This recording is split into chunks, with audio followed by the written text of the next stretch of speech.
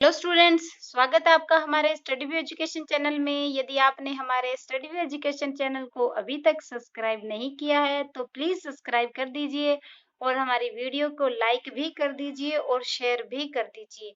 Students, एक बात मैं आपको एक जरूर बताना चाहूंगी यहाँ पर, क्योंकि बहुत सारे स्टूडेंट्स के कमेंट आते हैं, क्योंकि बच्चों को पता ही नहीं है। कुछ बच्चे ऐसे हैं जिनको पता नहीं है कि जो राजस्थान हाई कोर्ट 2023 का जो भी हाल ही में एग्जाम परीक्षाएं चल रही हैं और एग्जाम होने वाला है उनका, तो वो है कि एक ही दिन अपना, एक ही दिन एक ही सीट पे और एक ही समय में हमारा स्किल भी उसी दिन होगा और एफिशिएंसी और एक्यूरेसी टेस्ट है वो भी उसी दिन उसी जगह उसी सेंटर पे और उसी सीट पर उन्हीं 2 ढाई 3 घंटों में अपने को एग्जाम देना है।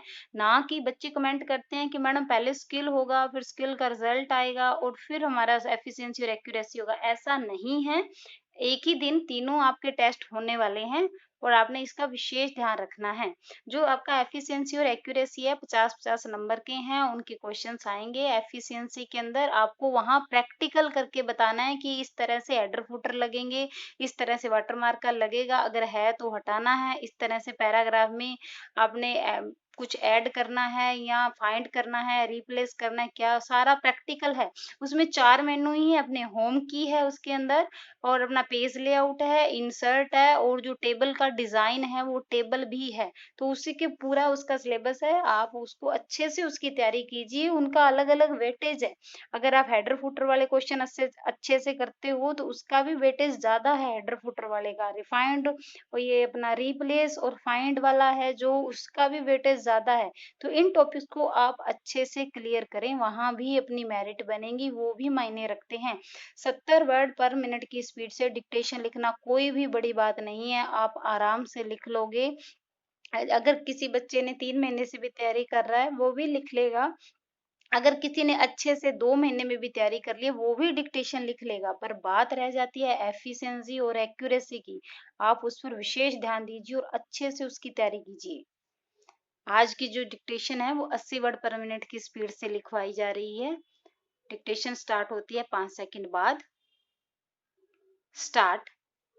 अपीलार्थी गण को भारतीय दंड संहिता, 1860 की धारा 304 ख के अंतर्गत अपराध के लिए आरोपित किया गया था, जिसमें 70 न्यायाधीश, हरिद्वार ने अपीलार्थी गण को दोष मुक्त कर दिया था, किंतु परिवादी प्रत्युत्तरदाता संख्या 2 की अपील पर उच्च न्यायालय ने अपीलार्थी गण को आजीवन कारावास के दंड से दंडित किया, अतः अपीलार्थी गण ने अलग अलग उच्चतम न्यायालय के समक्ष यह अपील प्रस्तुत किया, अभियोजन के कथानक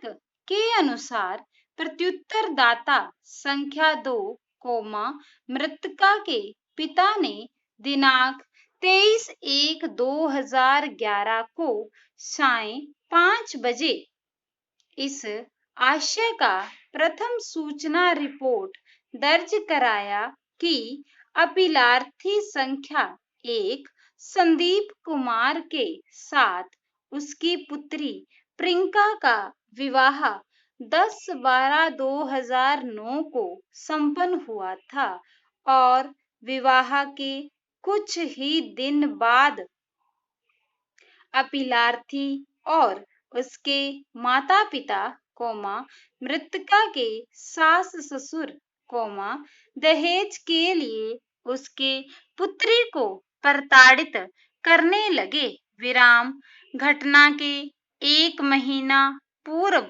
अपीलार्थी और उसकी पुत्री दोनों घर आए थे और 2 दिन घर पर रहे, इस दौरान अपीलार्थी ने परिवादी से दहेज के रूप में 10 लाख रुपए मकान बनवाने हेतु मांग की, जिसके लिए परिवादी ने अपनी असमर्थता व्यक्त की। विराम। उस समय परिवादी की पुत्री ने परिवादी से कहा था कि यदि ससुराल वालों को दहेज का रुपए नहीं मिले तो वे लोग उसे जान से मार देंगे। विराम। फिर भी परिवादी ने अपनी पुत्री को समझाकर ससुराल भेज दिया। परिवादी का आगे कथन था कि ससुराल जाने के बाद पुत्री ने घर के अनेक सदस्यों को फोन किया कि ससुराल वाले ब्रैकेट पति कोमा सास कोमा ससुर ब्रैकेट बंद दहेज के लिए बराबर प्रताड़ित कर रहे हैं। विराम। पुत्री ने घटना के दिन 23/1/2011 को भी प्रातः 9 बजे फोन किया था कि जल्दी हरिद्वार आइए कोमा नहीं तो ये लोग मुझे जान से मार देंगे। विराम।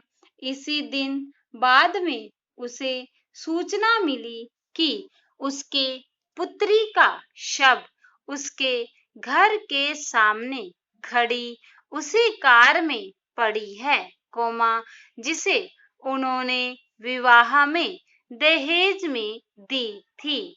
परिवादी ने आगे कथन किया कि उसकी पुत्री को जहर देकर मारा गया है और इसके लिए प्रत्युत्तरदाता जिम्मेदार है। पैरा। उपयुक्त प्रथम सूचना रिपोर्ट पर अन्वेषणोपरांत अपीलार्थी गण को विचारण न्यायालय ने इस आधार पर दोष मुक्त कर दिया कि अभियोजन दहेज की मांग व विष द्वारा कारित मृत्यु को साबित करने में विफल रहा। विराम। न्यायालय ने यह संप्रेक्षण किया कि मृतका ट्यूबरकुलोसिस की मरीज थी और इस कारण उसकी मृत्यु हो सकती है। विराम। चूंकि अपीलार्थी गण के विरुद्ध अन्य किसी धारा जैसे 498 कै बट्टा 306 या दहेज अधिनियम के अंतर्गत कोई आरोप नहीं था कोमा इसलिए विचारण न्यायालय ने अपीलार्थी गण को संदेह का लाभ देते हुए दोष मुक्त कर दिया। विराम।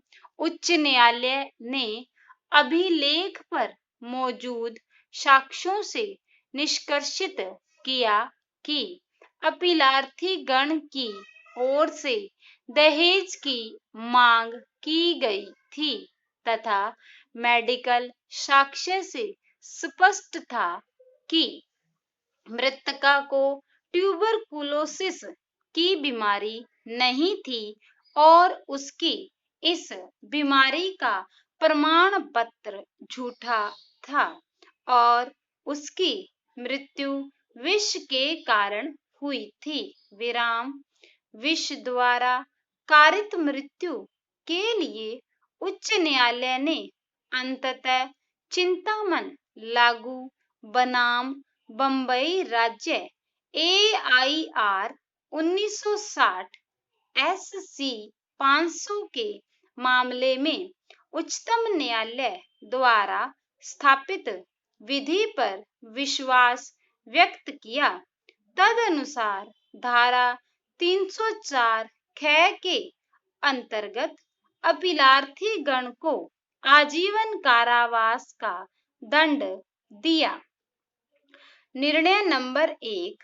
हमने विचारण न्यायालय के निष्कर्षों पर विचार किया। विराम।